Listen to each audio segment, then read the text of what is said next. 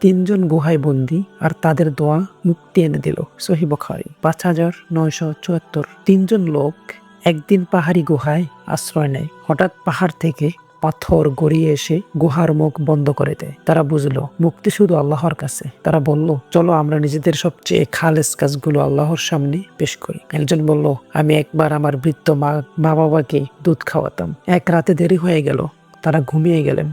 তবু আমি সন্তানদের না খাইয়ে দুধ হাতে দাঁড়িয়েছিলাম যতক্ষণ না তারা জেগে উঠলেন। হে আল্লাহ, যদি এটা খালেস তোমার জন্য হয়ে থাকে, আমাদের মুক্তি দাও। পাথর একটু সরল। দ্বিতীয়জন বলল, আমি এক নারীকে খুব ভালোবাসতাম, কিন্তু সে রাজি হয়নি। দীর্ঘ সময় পরে কষ্টে সে রাজি হলো, কিন্তু আমি যখন পাপ করতে গেলাম সে বলল, আল্লাহকে ভয় করো। আমি সাথে সাথে সরে গেলাম। হে আল্লাহ, যদি এটা তোমার জন্য হয়ে থাকে, আমাদের মুক্তি দাও। পাথর আরো সরে গেল। তৃতীয়জন বলল, একজন শ্রমিক আমার কাছে মজুরি রেখে চলে গিয়েছিল। আমি সেই টাকা বিনিয়োগ করলাম, তা থেকে অনেক সম্পদ হলো। বছর পর সে ফিরে এলে আমি সব তার হাতে তুলে দিলাম।